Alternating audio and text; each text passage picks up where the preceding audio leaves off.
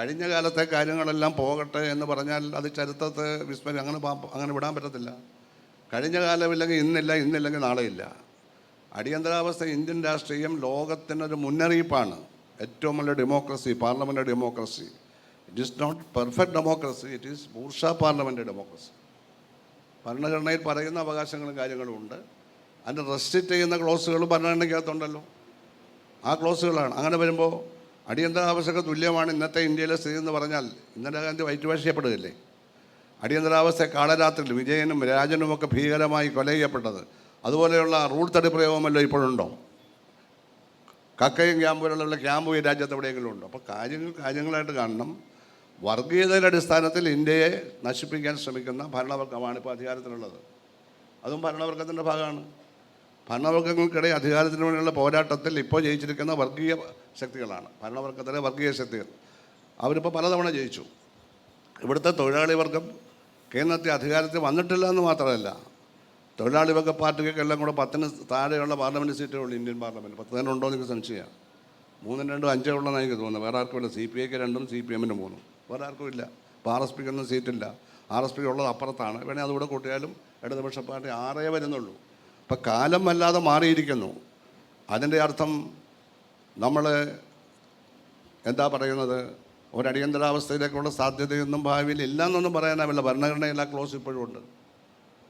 ഭരണഘടനയെ ഒരുപാട് ചവിട്ടിപ്പോകുന്നുണ്ട്. പക്ഷേ ഭരണഘടന ഉണ്ട് ഇവിടെ. മൗലികാവകാശങ്ങൾ സസ്പെൻഡ് ചെയ്യപ്പെട്ട ഉത്തരവ് ഇവിടെയില്ല. അന്ന് ഉത്തരവുണ്ടായിരുന്നു. രണ്ടും വ്യത്യാസമാണ്. അതല്ല, ഇപ്പോൾ ഇന്ത്യയിൽ അടിയന്തരാവസ്ഥയ്ക്ക് തുല്യമാണെന്ന് പറഞ്ഞാൽ അതിനെതിരായുള്ള നിങ്ങളുടെ ടാക്ടിക്സ് എന്താണ്? നിങ്ങളുടെ ടാക്ടിക്സ്? അടിയന്തരാവസ്ഥയ്ക്ക് എതിരായിട്ടുള്ള സമര പരിപാടി കൊണ്ടുവരണ്ടേ? അങ്ങനെയാണെങ്കിൽ അങ്ങനെ ഏതെങ്കിലും പാർട്ടി കൊണ്ടുവരാൻ പറ്റുമോ? കാരണം ഇലക്ഷൻ നടക്കുകയാണ്. ഇപ്പോൾ ഡൽഹിയിലെ ഇലക്ഷൻ കഴിഞ്ഞ ദിവസം നടന്നു. ഇപ്പോൾ BJP ജയിക്കുമെന്നാണ് പറയുന്നത്. കേരളത്തിൽ LDF ആണ് ജയിച്ചിരിക്കുന്നത്. തമിഴ്നാട്ടിൽ കോൺഗ്രസിനെ അല്ല BJP എതിർക്കുന്ന DMK ആണ് ജയിച്ചിരിക്കുന്നത്. പലരും പലയിടത്തും ജയിക്കുകയാണ്. അപ്പോൾ ഇനിയും ഭാവിയിലുള്ള ഇലക്ഷൻ നടക്കുമോ എന്നുള്ള കാര്യത്തെ സംബന്ധിച്ച് പറഞ്ഞാൽ ഇന്നത്തെ നിലയിൽ നടക്കും. ഈ ഭരണഘടന ഉള്ള കാലത്തോളം നടക്കും. ഈ ഭരണഘടനയെ ഇല്ലാതാക്കാൻ ഇന്ത്യയിലെ വൻകിട ബൂർഷ്വാസി ആഗ്രഹിക്കുന്നുണ്ടെങ്കിൽ നടക്കത്തില്ല. അതിവിടെ നടക്കത്തില്ല. ടാഗോർ തന്നെ ഗീതാഞ്ജലിയിൽ ഒരു സ്റ്റാൻസയിൽ എന്താ പറഞ്ഞേക്കുന്നത്?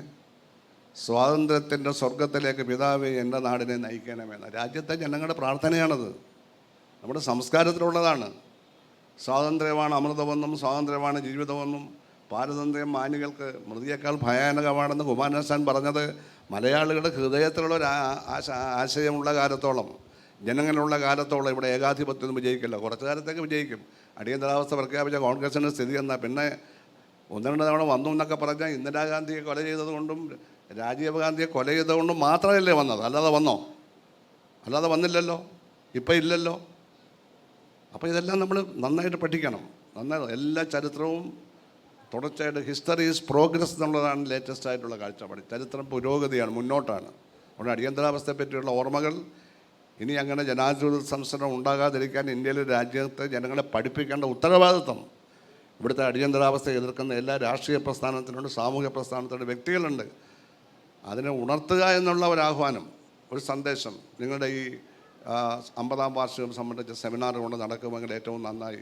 രാഷ്ട്രീയ പാർട്ടിയിൽ വിജയിക്കട്ടെ എന്ന് ഞാൻ ആശംസിക്കുകയാണ്.